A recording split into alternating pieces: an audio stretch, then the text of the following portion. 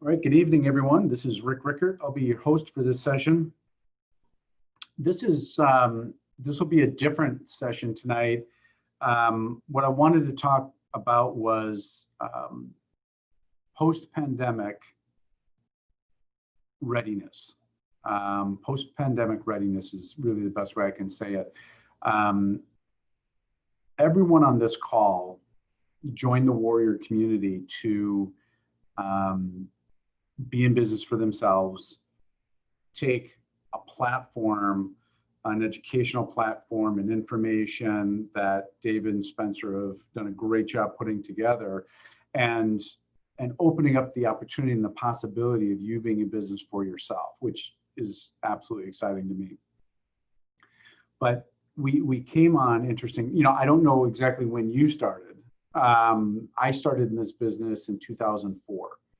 And so I'm gonna give you a little background on it, but you came into it either pre-COVID or post-COVID, and the question is, are you doing all the right things now in order to prepare yourself to be the best business unit you could possibly be now, and be ready for what's going to happen post-pandemic. And I say post-pandemic because for us, post-pandemic, and this is the mortgage overage call. So everything I'm talking about specifically is about mortgage overage, because in mortgage overage, what triggers an event for us that we can move forward and work with a prospect, turn them into a client, is a public auction of their home going to sale, and it sells for more than what the bank was owed.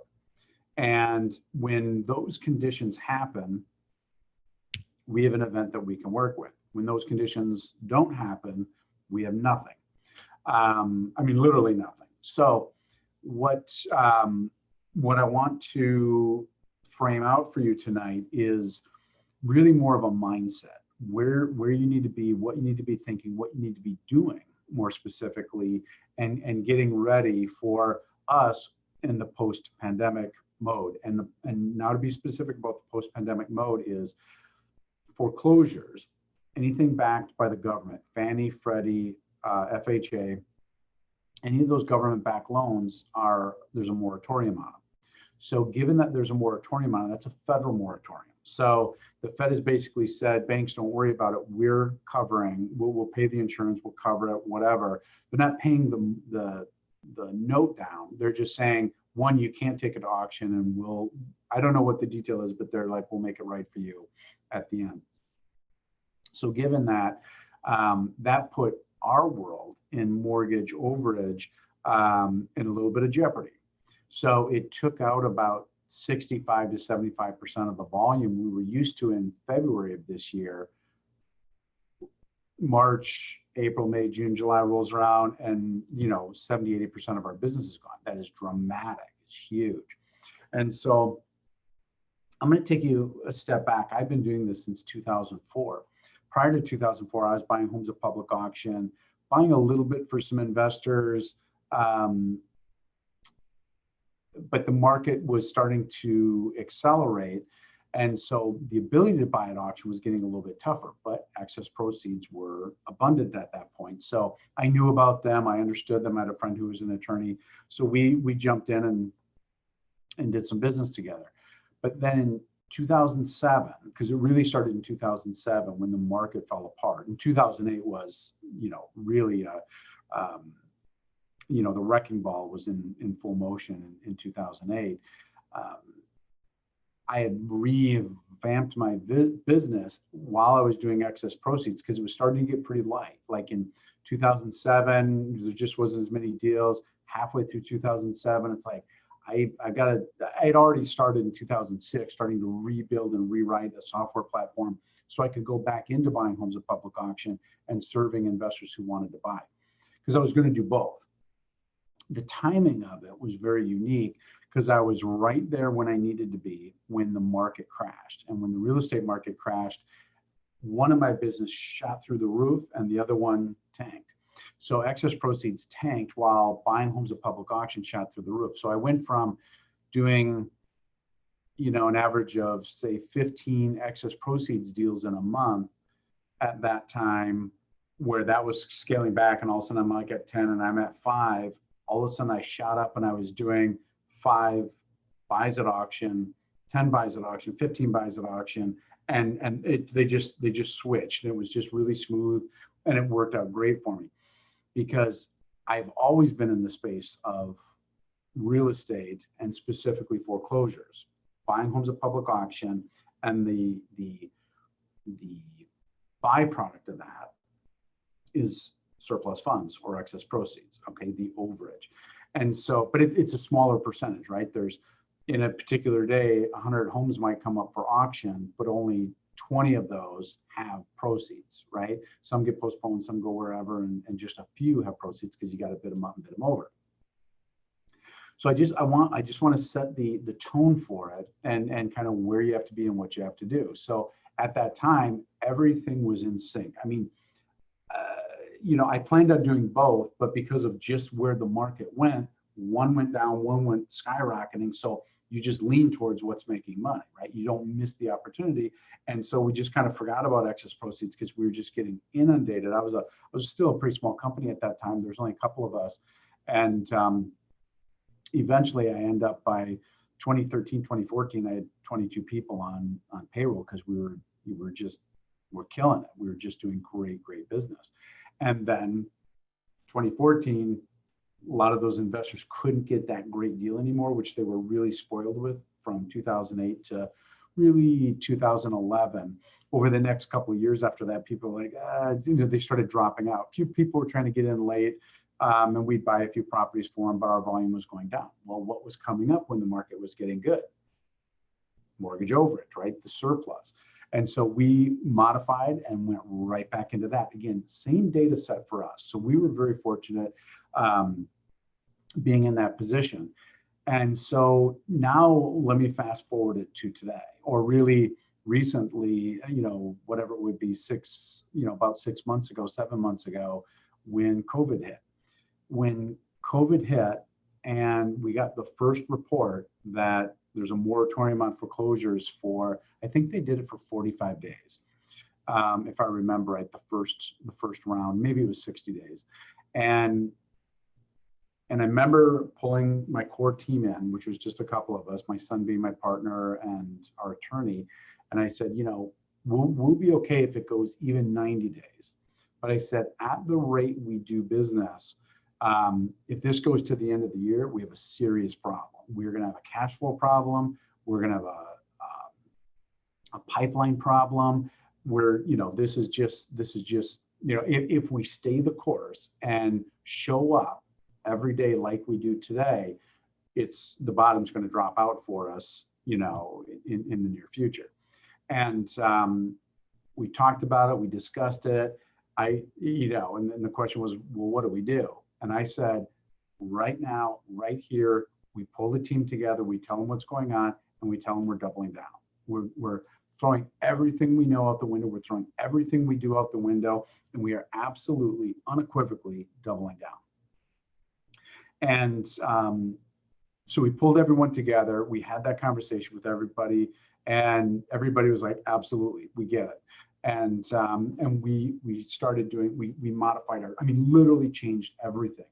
We went to, at that time, I handled everything but sales. My son was in charge of sales. And of course, being a father and a partner, I was always on him going, listen, we need to meet with the salespeople on a regular basis, several times a week. You need to constantly train. You need to constantly be giving them the juice and, working with their leads and stuff.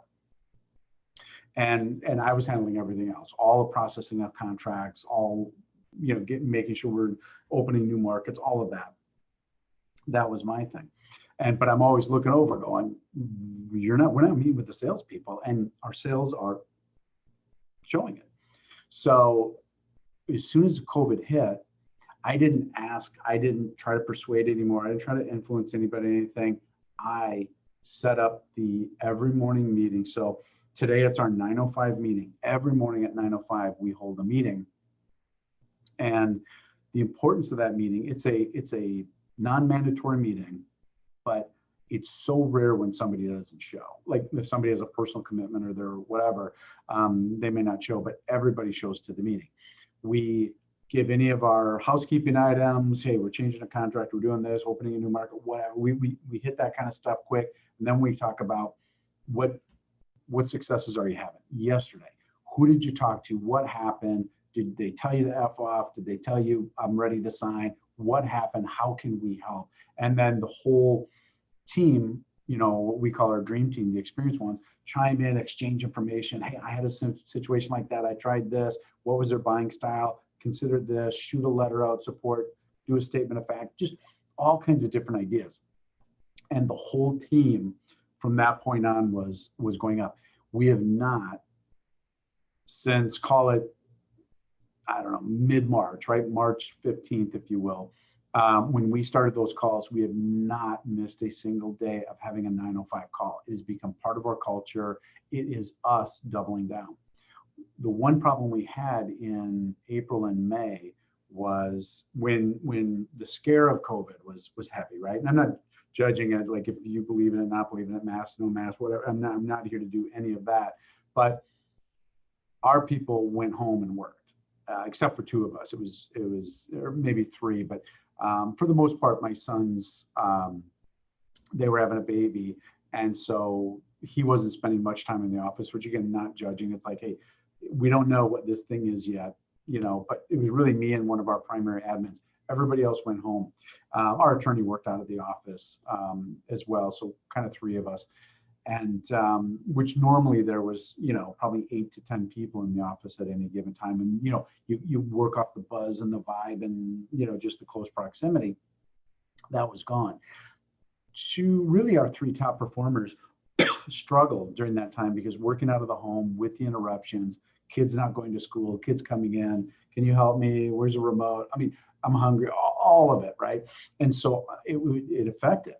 And fortunately, I think it was kind of maybe early May, mid-May, all those people except for one went, I'm coming to the office, I don't care. And we were like, absolutely. I mean, we're not, we weren't, we weren't worried about anything. Let's get our company, let's get your resources and finances back on track because they're commissioned salespeople.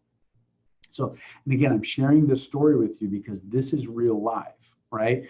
This isn't the last pandemic. This isn't the last war. This isn't the last civil unrest. I mean, this is just today's event, right? This time next year, it may be something different. It may be, a war will affect, right? Anything, or a threat of war, any of those things can affect.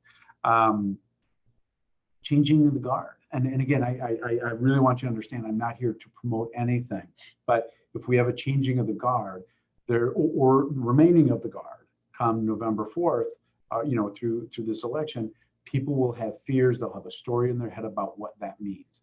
And so coming back around, it is your responsibility, no matter what size your company is. You're a one-person show, a two-person show, you have 5 on your team. One, they need your leadership. One, they need to see your vision. They need to see that you're acting on your vision. They need to see all of that in alignment. I promoted somebody recently in charge of sales. That's been 2 months now. I'm still doing the morning call. Primarily, we co-do it, but it's so important to not let off the reins. We've got to stay the focus. We got to stay the course. And so right now, we've doubled down and we've pulled good numbers in May, great numbers in June, good numbers in July. August was a really good month for us. This month's a really good month for us. So last month we just missed 100,000 in booked revenues and fees.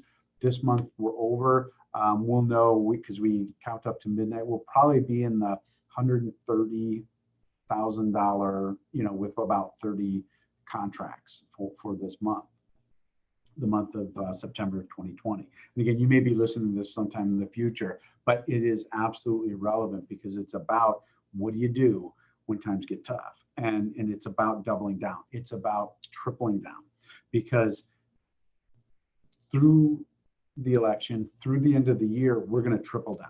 And here's why and here's how.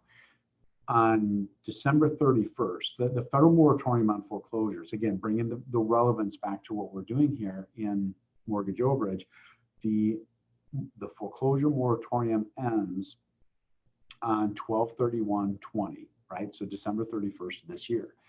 And could it get extended? Depends on who's in charge. If we're going to open up the economy, bars, restaurants, businesses, schools. I mean, here in Arizona, we're about as close back to normal as you can get. I mean, of course, people are wearing masks in and out of buildings, restaurants, whatever.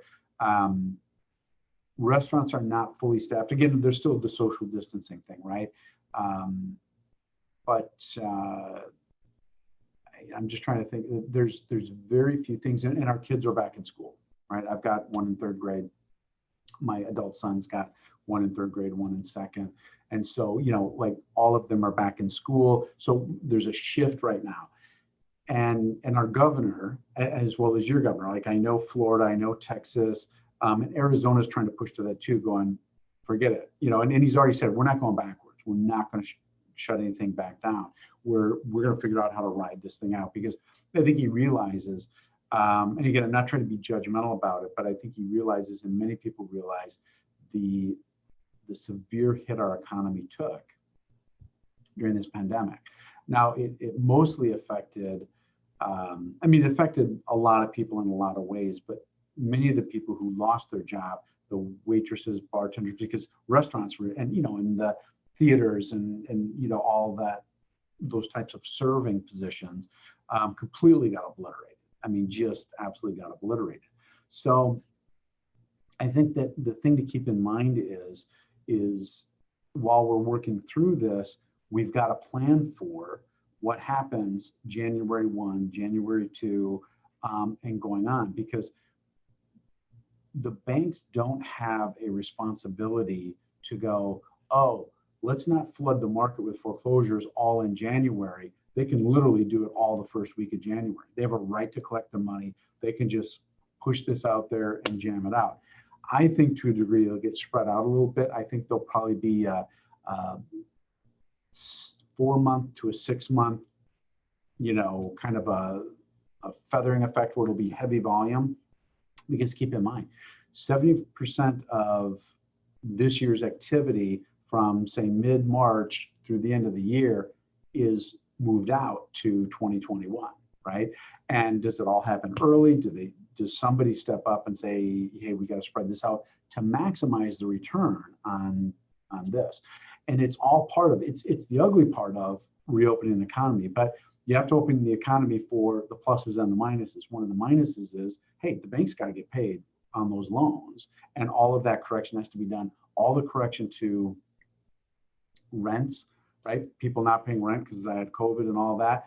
All of those evictions, all of that reconciliation to hitting people's credit in a negative way, all of that will get returned down at some point, because it can't all be forgiven. It's just not going to be forgiven like that.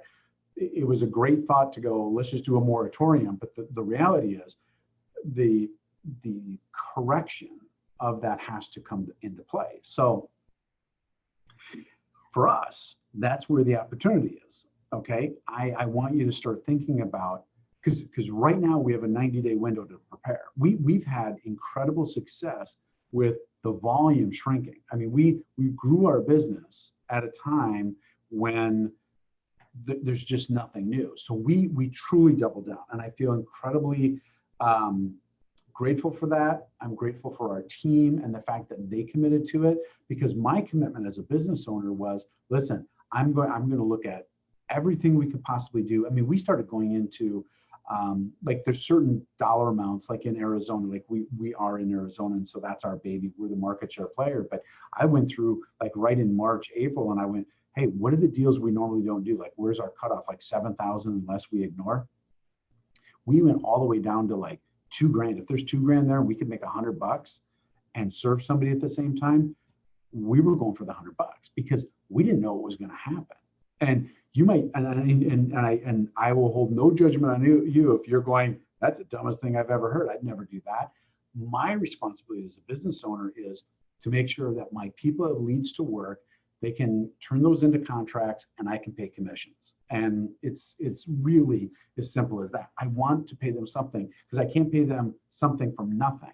But if I can pay them $100 on a deal that was really small and tiny, $100 is better than no bucks. Okay.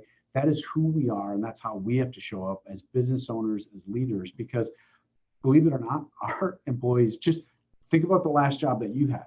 You trusted that they were going to stay in business. You trusted that they were going to always have work for you. They had a plan, they had a vision. Well, now you're in the shoes, actually, of the business owner. You better have leadership, you better have a vision, and you better be able to act on it for the benefit of the people. And that's my whole thing. I mean, I had to scale down a company in 2015. I told the story early on, and I had to drop down to 3 people, myself, my son, and 1 employee that we really thought the world of.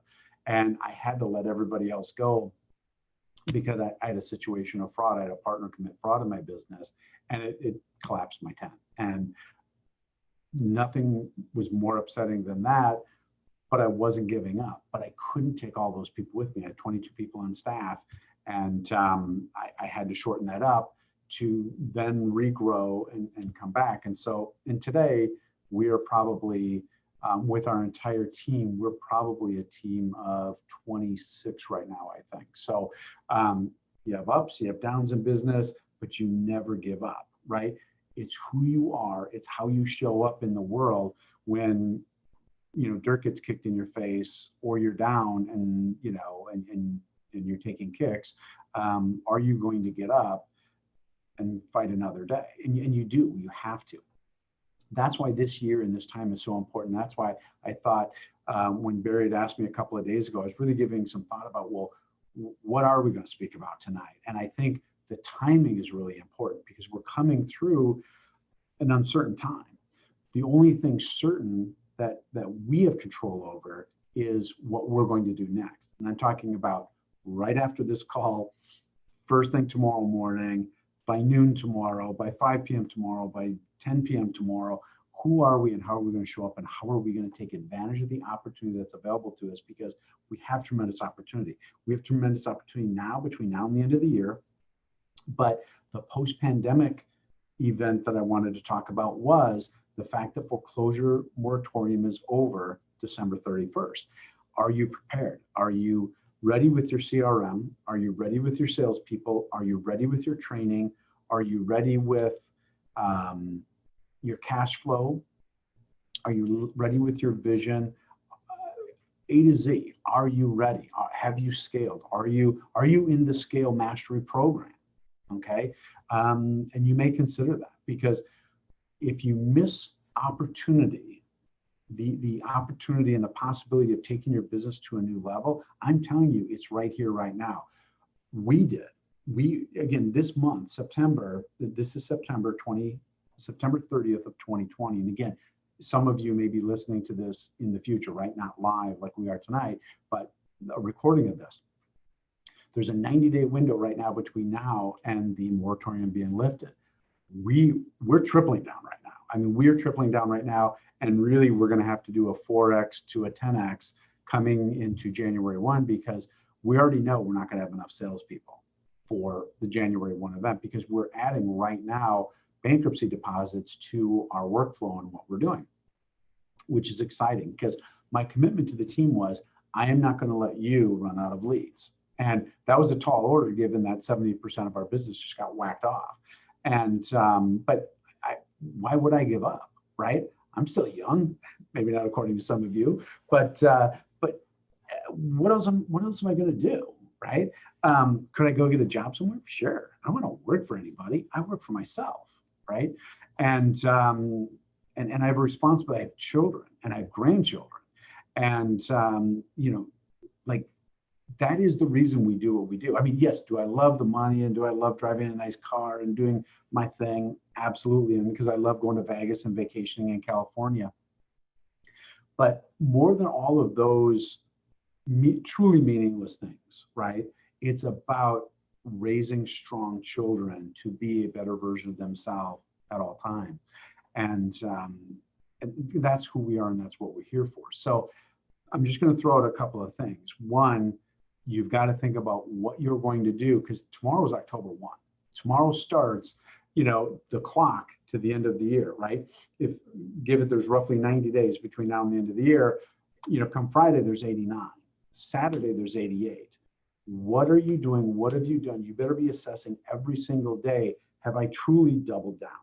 Have I tripled down? And what am I going to do about it? If and I'm going to open this call up in a little bit. If you have any uncertainty about what you should do, where you should do it, where you start, again, that's what this call is about tonight, is about getting your head right, coming through a pandemic, because it's what we do coming out of it. Going in and coming out is, did we put our efforts forward, or did we go hang out on the couch and go, man, life sucks right now and I shouldn't go out, or I shouldn't do whatever? I was like, no way. I wasn't accepting any part of it in any way, shape, or form. Even when all the restaurants closed, one of my favorite restaurants up here about a mile down the road was the only one. And I knew the manager, and I had a relationship with the manager.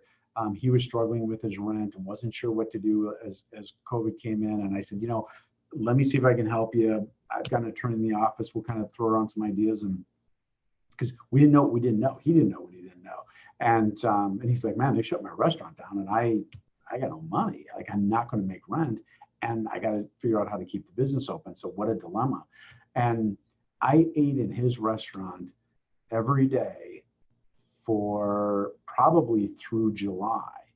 And because he opened up his back room and just, I would go in and pay. I didn't walk out with my food. I like to sit down in a restaurant. I don't like eating out of a styrofoam thing in my car or in my office. And because getting out of the office for me is like, I kill it until noon.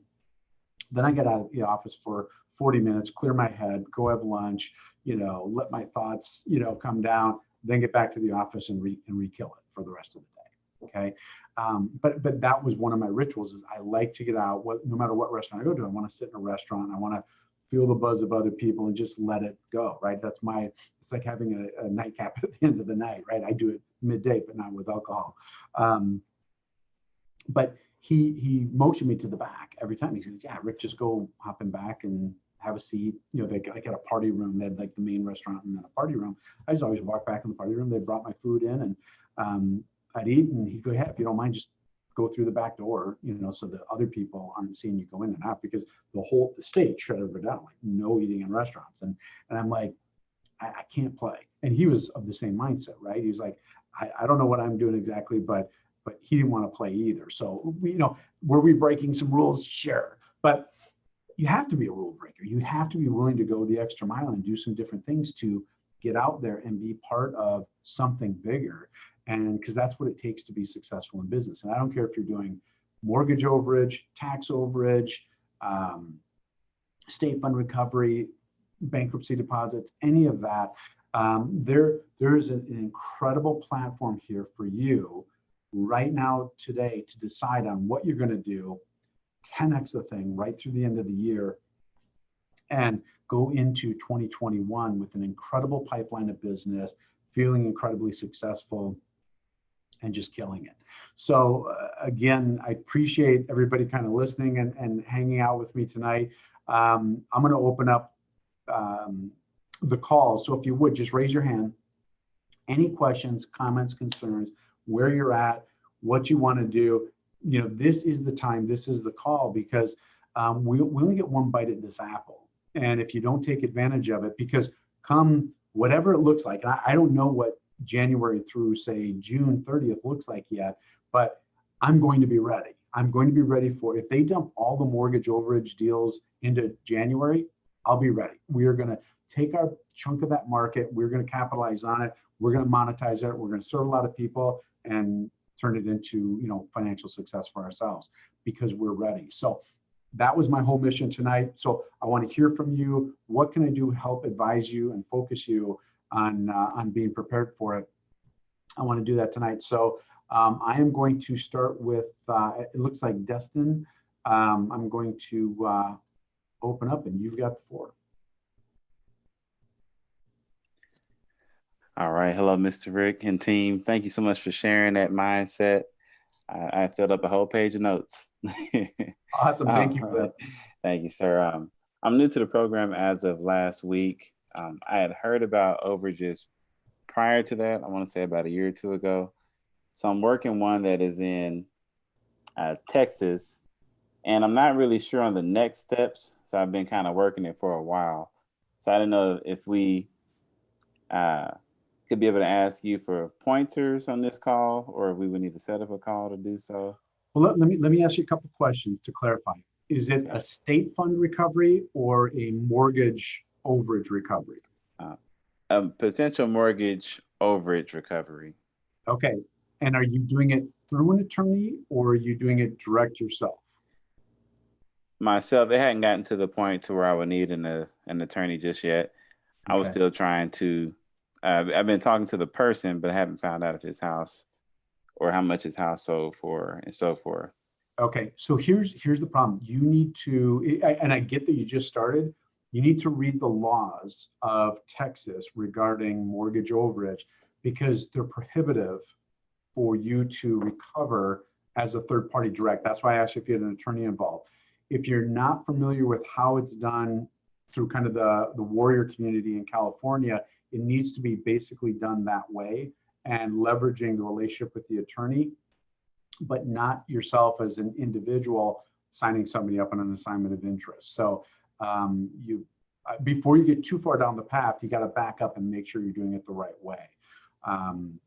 So I can't necessarily solve all that for you, but I got to direct you back to, you got to look at the laws of Texas, and because it's not going to work in your favor if you just sign somebody up on an assignment of interest. You've got to work it through an attorney.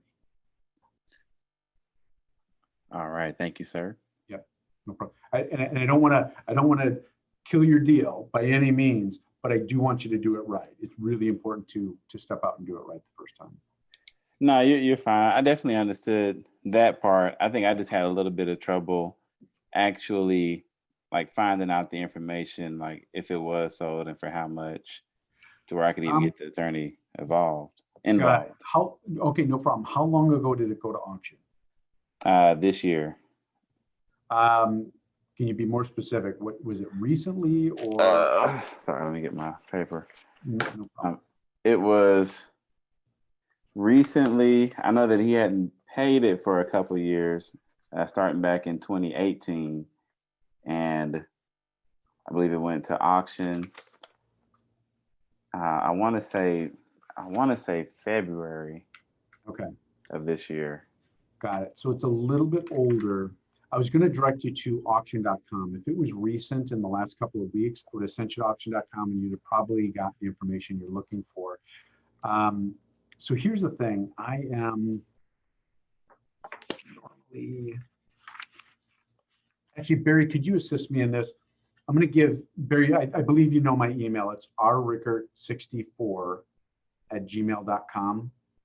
Would you mind putting that in the chat window for this gentleman? So I won't be doing it tonight, but tomorrow morning I'll have a chance to take a look at the address and see if I can figure anything out related to it. So Barry, if you wouldn't mind helping me out on that, I'd greatly appreciate it. It's rrickert, rrickert64@gmail.com. And that way, Dustin, if you wouldn't mind, just shoot me an email. We can exchange information, we can talk, or you can shoot me the address and I can take a look at it. Because I'll be able to figure it out pretty quick to kind of move you along and give you a little bit of better direction on it, if that makes sense. Yes, sir. Thank you so much. No problem. And so with that said, it's really important for everybody on the call. Some of you just started. I've done 2 different states wrong. I've done California wrong to start with, and then I didn't learn my lesson there, and I went into Washington. I did that one wrong, and I had financial exposure on both. Fortunately, we were kind of correct right away and minimize the exposure. But you got to know the laws. It's the number one step. You've got to read the laws of the state that you're going into, and you've got to get with an attorney, because your reading of those laws, those are written by a legislative body, and it's not easy reading, I guess is the best way to say it. Sometimes you need an attorney to interpret it for you.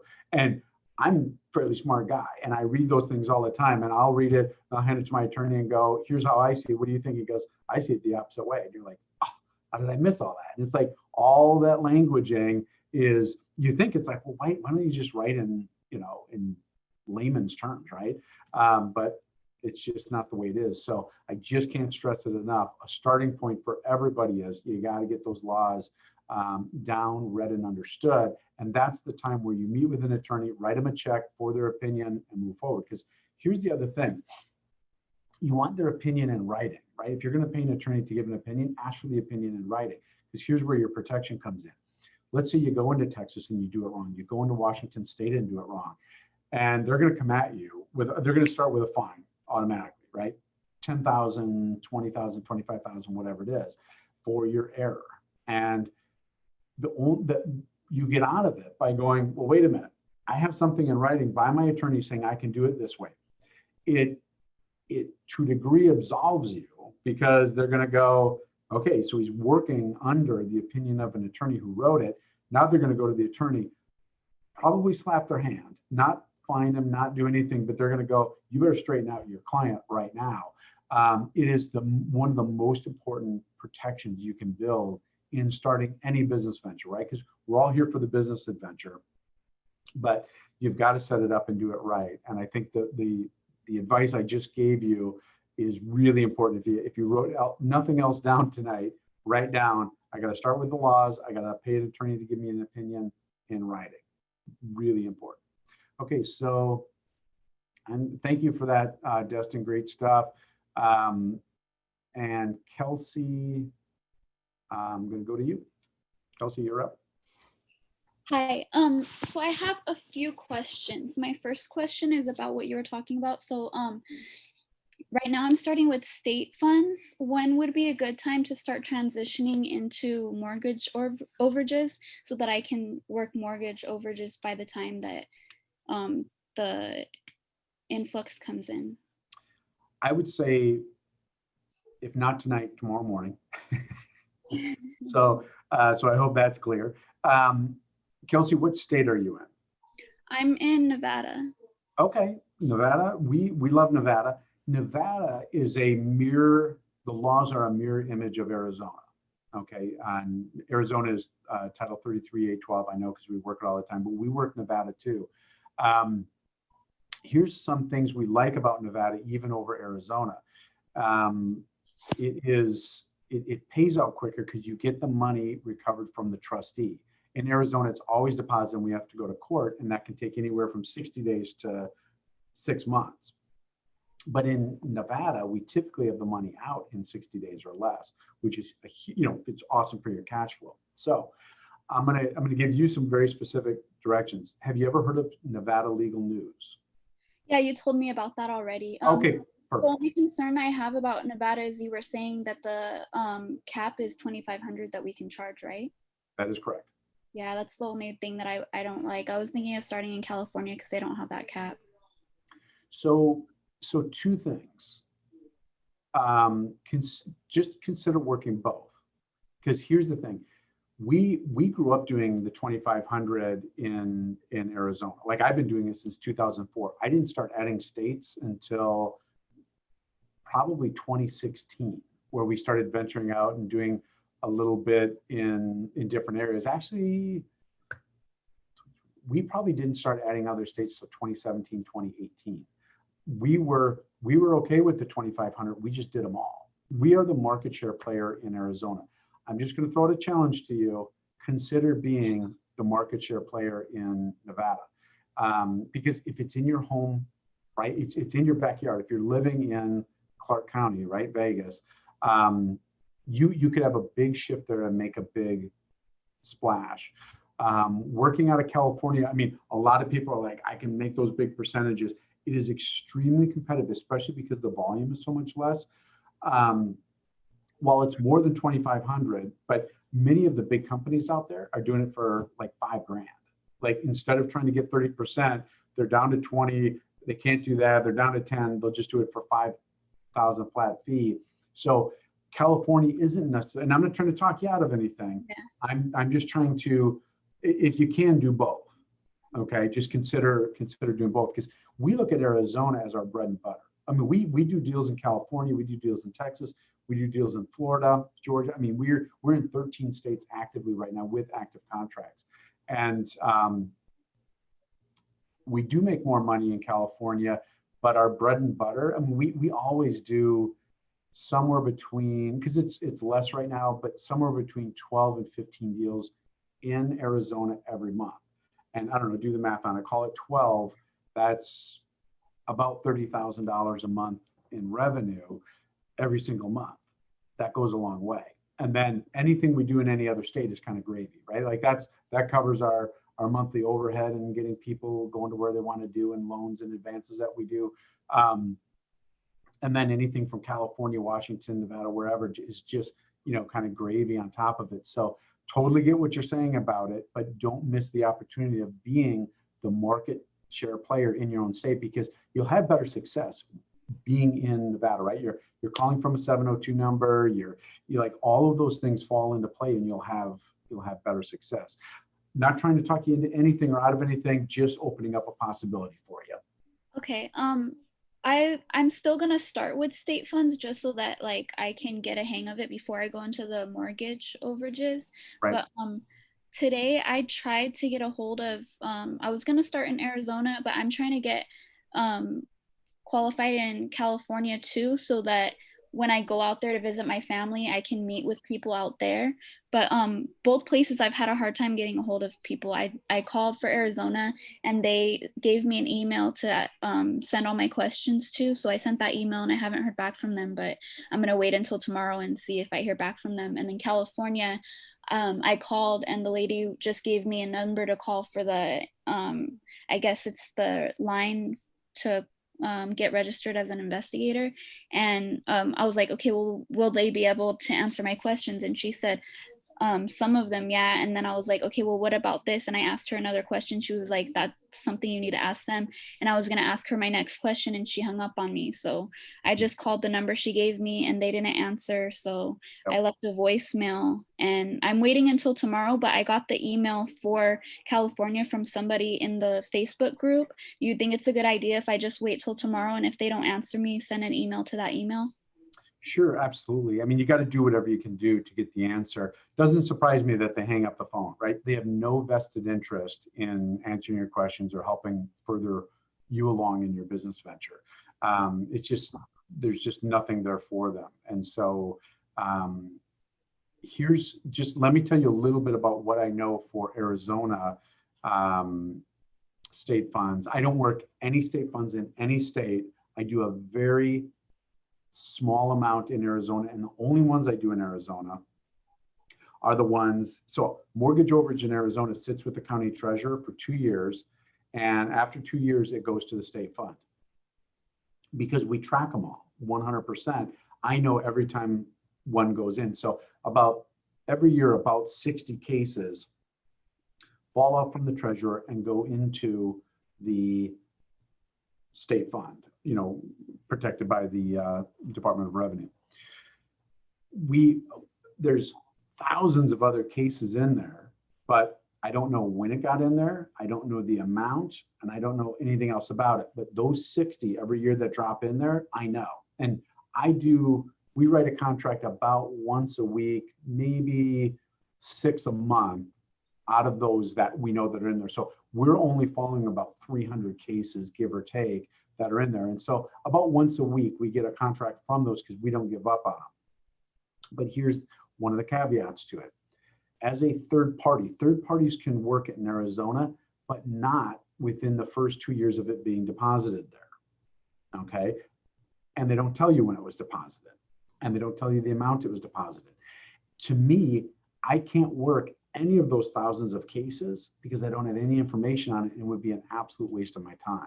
So you've got to take that into consideration. If, and I don't know anything about California state funds, if you know the amount, the deposit date, and you've got all your I's crossed, I's dotted and T's crossed for them acknowledging you and allowing you to do it, go for it. But be careful of working deals. You don't want to create a relationship with somebody, get them to sign your contract, and then have it be a $200 recovery, right? Because there's nothing in it for you, really nothing in it for them. Yeah, the experience of going through the process, sure, but you've got to be careful with putting your energy into a place that you can't truly monetize. Especially right now, because we have to be doubling down right now. We have to be tripling down right now on our efforts and our focus. And if we put it in the wrong place, because this would be the wrong time to put it in the wrong place. There's so much opportunity out there, but I'm just warning you, because one, I don't know anything about it, right? I know about Arizona's state fund, but you already know I won't touch anything that I don't already have a connection to. And that's about 300 cases out of, I don't know, 100,000 or whatever the number is. I mean, there's a lot of money sitting there.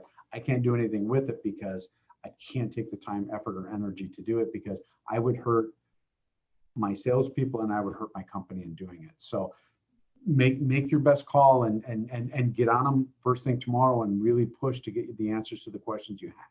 But don't miss the opportunity of where you should really put your energy, but it's all ultimately up for to you to decide.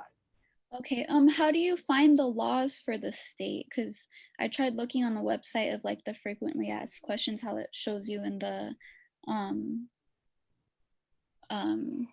one of the videos, but I can't find anything else, like how you were saying about with Arizona, you have to wait 2 years to recover the money. I didn't see that anywhere. So where do you find that kind of information? Well, which state are you looking for? I'm trying to do either Arizona or California, but probably not Arizona now, since you told me about. Well, related to state fund or to? I'm going to start with mortgage state overage? funds because I have Okay. family in California, so I'm going to try to find some of theirs and get some testimonials before I go into mortgage funds. Okay, so you're gonna have, I honestly, I don't know the path. I'm looking at the chat and Barry put my email address in there. I can't direct you to how to locate the state funds stuff and the process and the laws around it, other than to Google it. I tell you what I did, and that's why I was asking what state, but if you're gonna go state funds, I don't have it.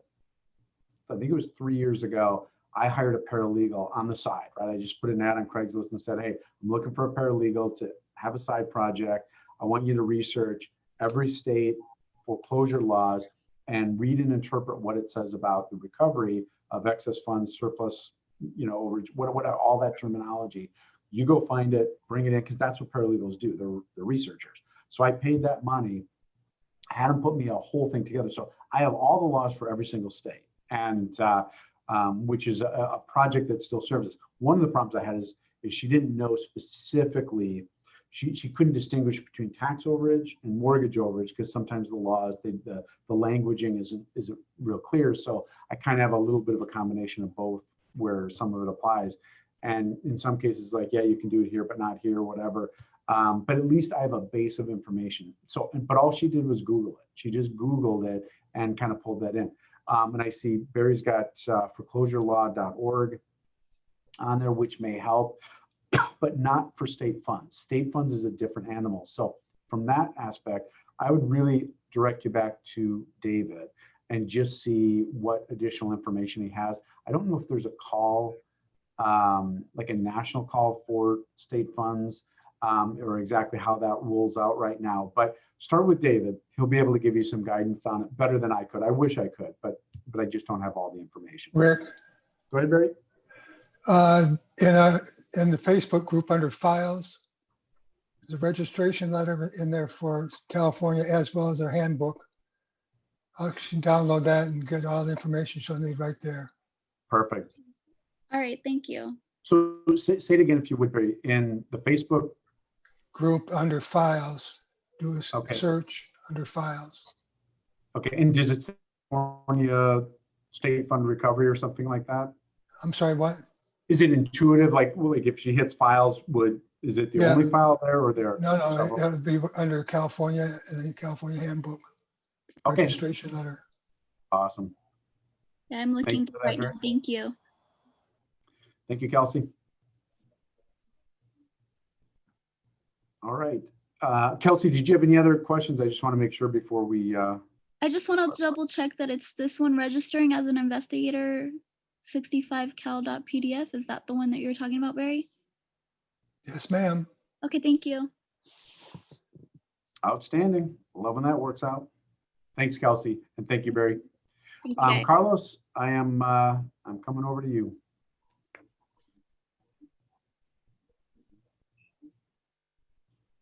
Go ahead, Carlos.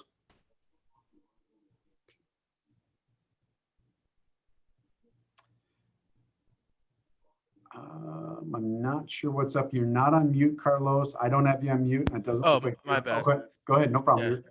You're good. Yeah, I got a new mic. So I'm in Texas. I was calling the people today, and they said that I need either 3 years of experience to be registered here in Texas as a um, like a funds locator, or I have to have a bachelor's degree in criminal justice. So I looked that up. So my question is, have you found a way around that, or Let me first ask you this, Carlos. What avenue are you going down? Mortgage overage, state fund recovery, state fund recovery? And again, for everybody, I'm not a state fund guy, so I never want to give misinformation. This is the mortgage overage call. I wish I could answer those questions, but again, I'm going to direct you back to the state laws and then to David. So ultimately, and again, well, Barry, maybe you could help out from the standpoint. Is there a state fund call, a weekly call, and a coach for that from a national standpoint? No, but you have to be a PI in Texas. There's no way getting around it. We're working with a PI right now that may let us go under their umbrella. So, but that's probably 30 days away. Okay. Thanks So for that, Barry. Go ahead. When they said if you have 3 years experience, does that mean that I can go to a different state, get my 3 years of experience there, and then come back to Texas and then be certified? As a PI, Yes. I have no clue on that one. Yeah, you'd have to ask the state, because some things state by state are reciprocal and some are not. Like real estate licenses, some states accept, certain things, and other ones go, no, you got to take our test because we don't think your test is worth anything. Lawyers, real estate, guns, there's every state is different, so you'd have to really check with the state to know for sure. Okay. So,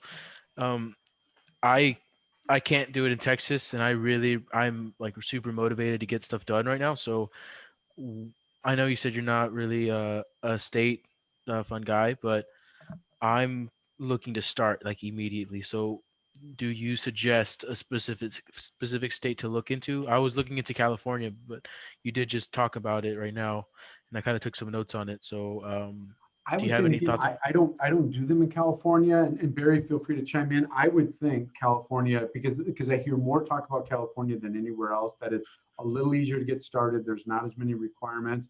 Barry, feel free to correct me if I'm wrong. No, you're absolutely if I was right. going to do it, I'd probably start there. Go ahead, Barry. Yeah, I can go to California, absolutely. Okay. They have billions of dollars and everything's laid out very nicely. They have all the forms and everything for you. Awesome. And I can do this from home, right? I already got a sales tax permit, a sales tax thing here in Texas. Does that still carry over to Cali? FEIN number or, Yeah. oh, sure. Yeah. Okay. Awesome. And I can do this from here. Like I don't have to move to Cali No, unless. Okay. Okay. Awesome. Thank you. You're welcome. All right, Carlos, any other questions? No, not really. I'm I'm going to look into California. I'm going to call them tomorrow and see how I'm going to get started. So I'm All right. ready to do this. Sounds like a good plan. Time to double down. Go Yes, into the sir. files section and you have all the information right there. You don't even call them. Okay, awesome. Yeah, I was looking at I have the file pulled up right now on one of my tabs. I was looking at that. Yeah, I was looking if Cali was the best place to start because I was born there, so I have some family over there. Thank Yep. you. That familiarity may work very well for you. So, Awesome. perfect. Okay, I'm going to move over to Kara. Go ahead, you are up.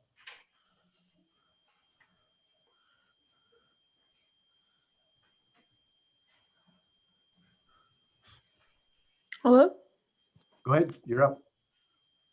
Hi, I just wanted to add on the state funds. There's also other states where you can collect a lot more. You can collect up to 30%.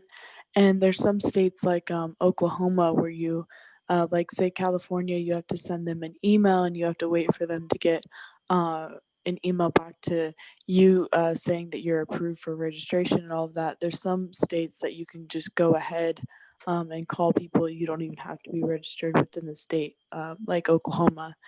And there's also other states where there's less claims going in, like California. It might take 8 months for you to check in the mail because there's so many people, putting in claims. But say like Massachusetts, there's not as many people, so you can put in a claim and get money back a little bit faster.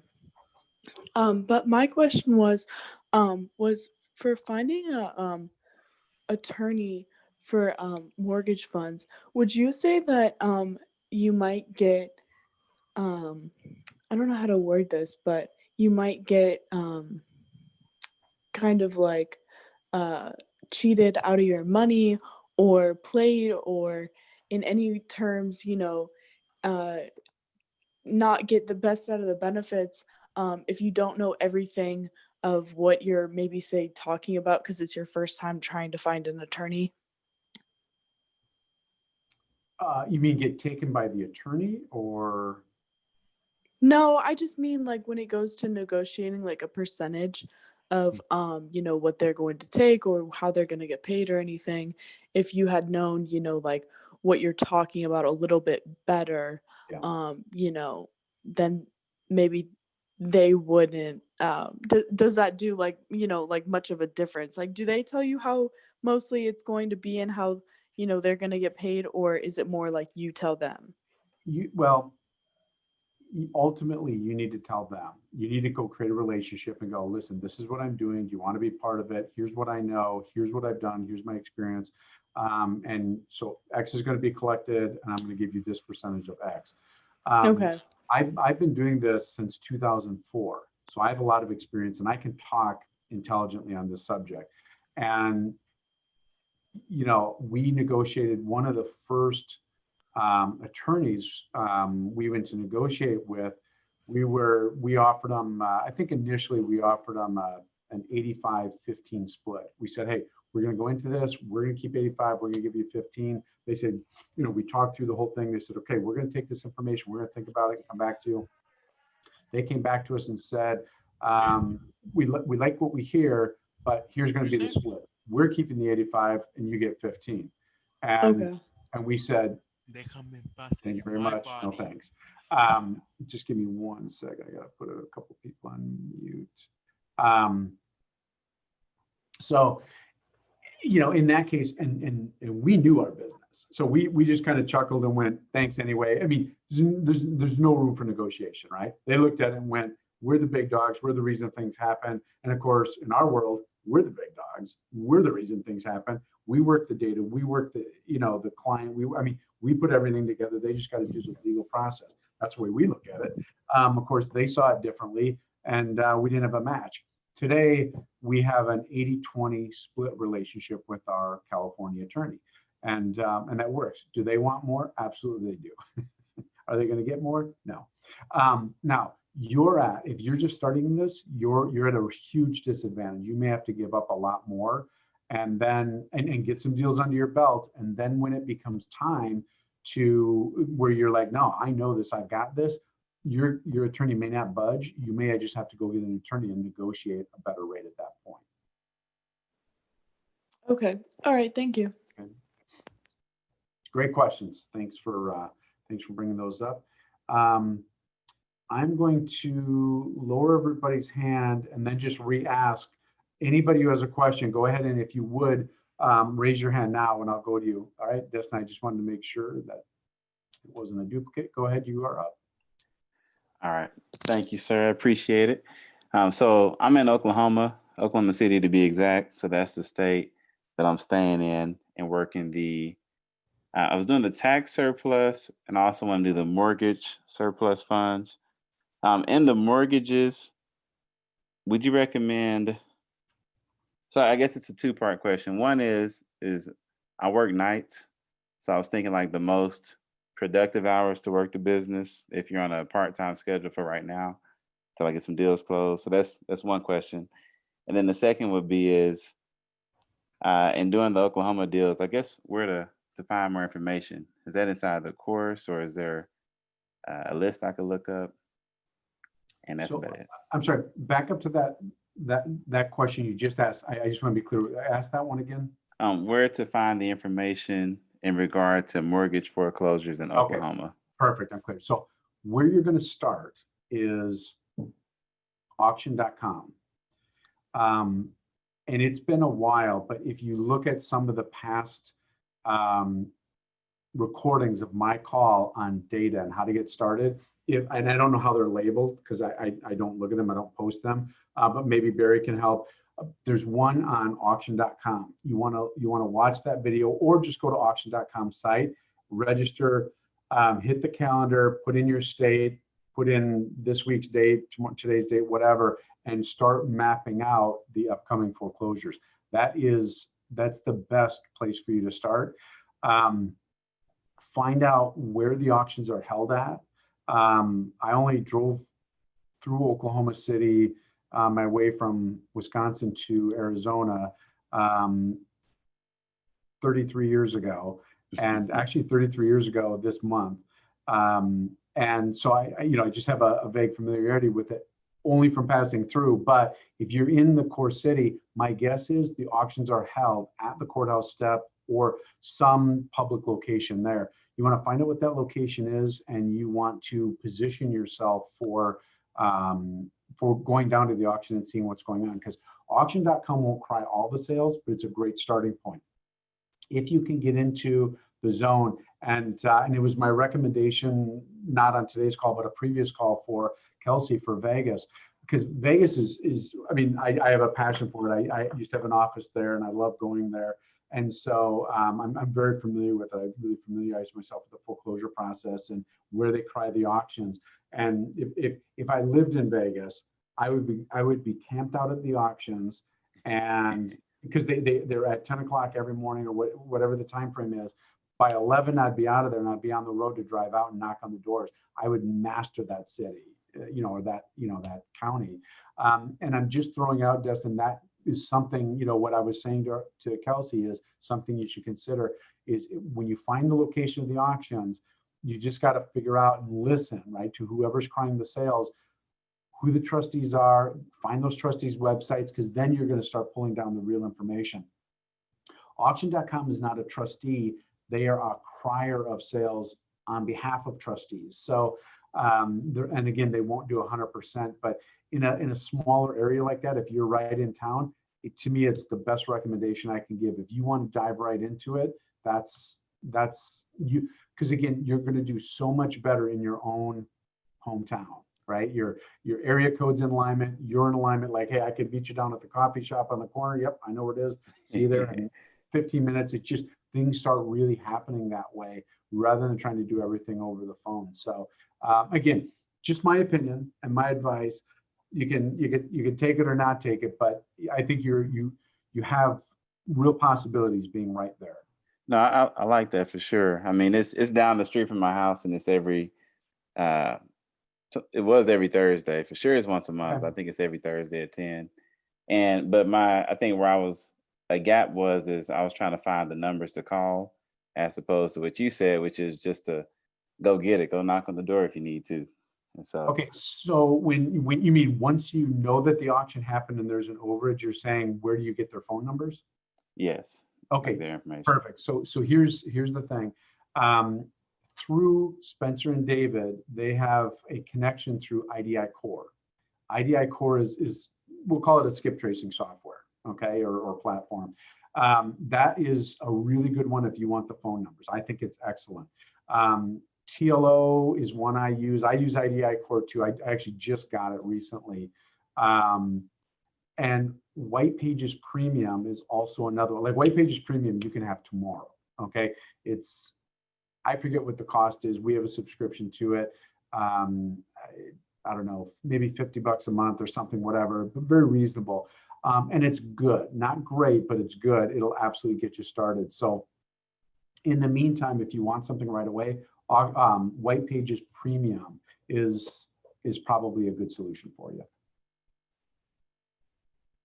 Right. And then, Destin, I just want to step back to what I thought was the first part, like what are the best times to call? I think that was the first part of your question. Yes. If you're working evenings, working part-time, one of the best times to call is later in the day and weekends, right? Because you're just catching people at home.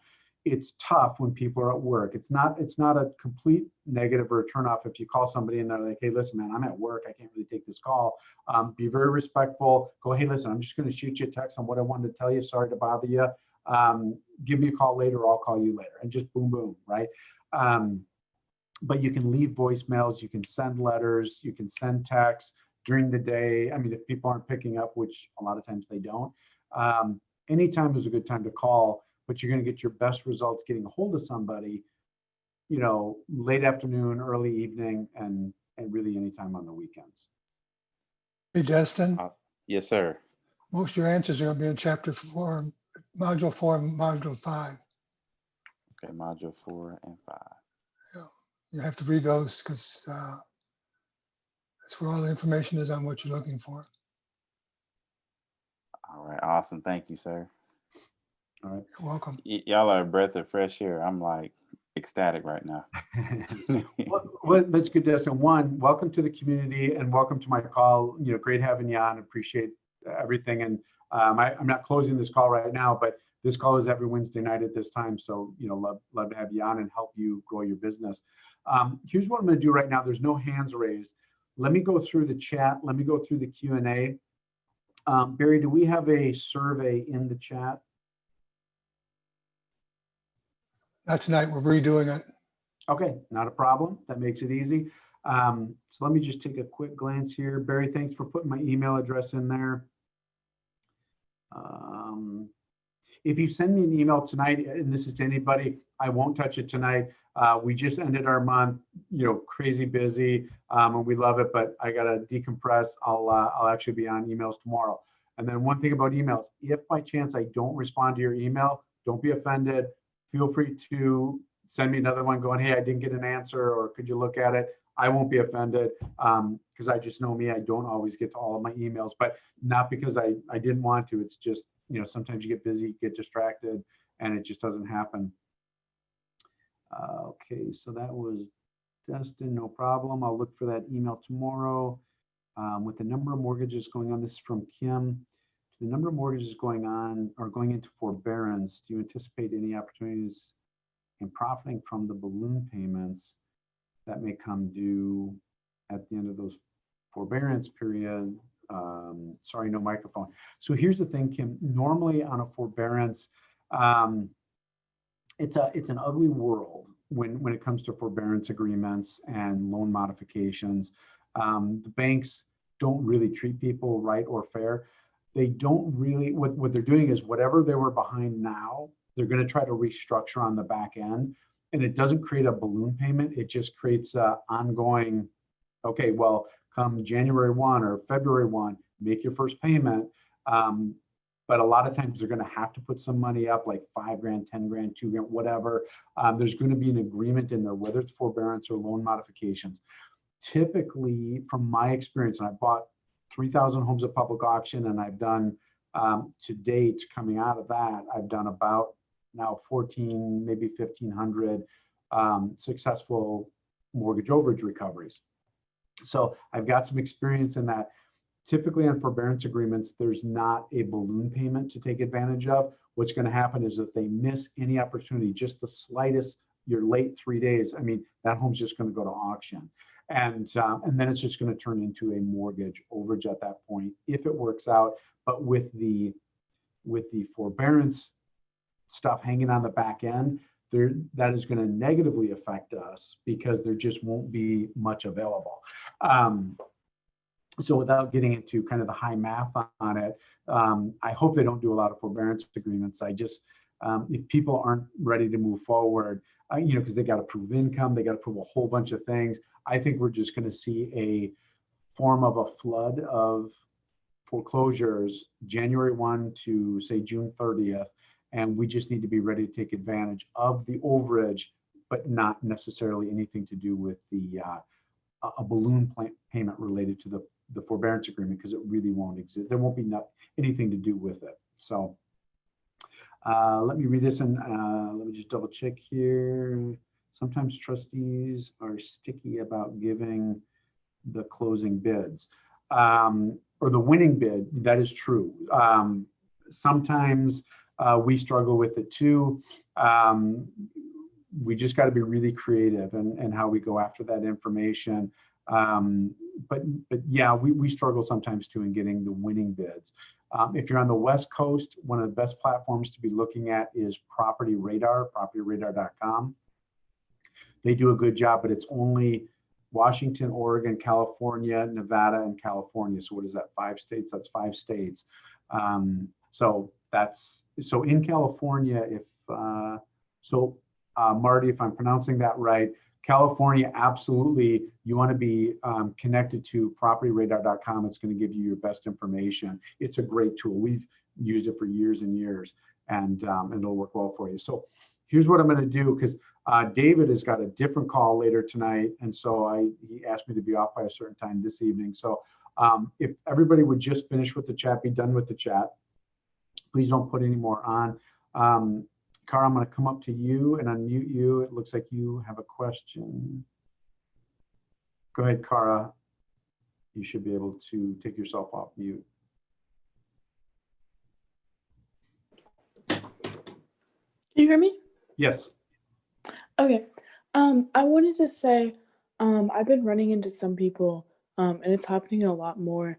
And maybe because of the virus and everything, and people aren't getting as paid, but their phone bills are getting cut out a lot more, and it's happened maybe like 4 or 5 times. And the only thing that I'm worried about is that there are people that are, like the last conversation they had with me, they're like, no, I want to work with you, send the papers to my address, and now, I have like no contact. I have the house address, but that's it. So to be clear, are you saying that their phone is now disconnected?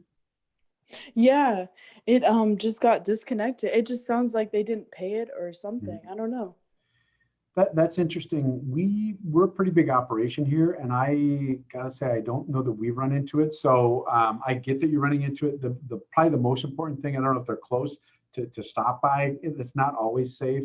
But definitely follow up with letters. About the only thing you can do at that point is letters, but don't give up on the call or that number. Hit it periodically, hit it every 3 days, because like any of us, if we are behind on our bill, we get caught up on our bill and then our phone is reactivated. Don't miss the opportunity of going right back into being connected with them. Don't give up on the number. That's the most important thing. Okay. All right. Yeah. Thank you. Because I've been checking almost like weekly. And there's about maybe like 3 or 4 people where their line is just totally cut. And then there was actually one person where it went back on. So that was good, but. Got it. Yeah. And, so good job with that. Obviously the importance of just trying that number again. Yeah. And I did, urgent messages, like sent, in a letter to, the address as well, and I'm gonna send them tomorrow and make them like 3 or 4 day. I'm trying to make them almost the letter before the actual claim package comes. So, Sure. But Okay, thank No, you. that makes sense. I think that's being persistent is what's going to help you win out on those. So good job with that. Right, thanks. You bet. Okay, so I'm going to drop into the Q&A section. And this doesn't have.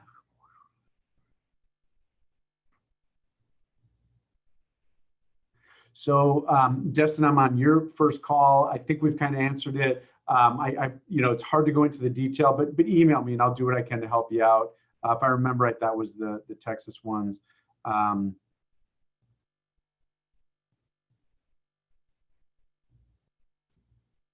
So Marty's got a question. In California, could you speak on getting ahead of the competition in finding foreclosure lead outside of attending auctions? So here's the thing. California is a beast. If you're going to do mortgage overage, you're never going to get ahead of the competition. I've been doing this 16 years. I can't get ahead of the competition, and here's why. There is some unethical attorneys out there who are our true competition, okay? We take deals from them all the time. 9 out of 10 deals that we get in California, we're taking from one of those unethical attorneys. What they do is they're contacting people ahead of the auction, putting them under contract under the pretense that they believe there's a wrongful foreclosure, but pretty much the only documents they're signing for them are the recovery of excess proceeds or surplus funds. And it's unethical. They should all be disbarred from it. So unless you're going to call people ahead of the auction, and again, as I mentioned to Cara, I think it was Property Radar, and again, I may have mixed it up, but Property Radar is the tool you want if you're working in California. So until a better tool comes out, Property Radar is your tool. You could start working with people ahead, but I can't even figure out the formula. Again, I've got some pretty good experience at this. Those attorneys are, I mean, for me as a non-attorney to call somebody and go, hey, I think you've been wrongfully foreclosed, you should do business with me. It's just not gonna go well. They have a system. You're much better off figuring out how to master the art of taking it away from an attorney because they're unethical. We're pretty successful at it, but you've got to figure that out, how to get it from them to you. Because if the auction happened today, I can tell you that probably 3 out of 5 of those people have already signed with an attorney prior to the auction. And your only chance is to dislodge them and get them out of there. It's really difficult to get ahead. The only way to do it is to start calling people before the auction, but there's a lot more of them, and you've got to create a mathematical formula to put yourself in an advantage position of just not calling everybody. And that's where I've struggled.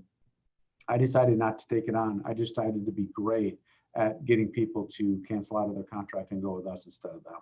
So, Marty, I hope that's helpful, but propertyradar.com is your data source, whether you're going to work the pre-foreclosure or post-auction.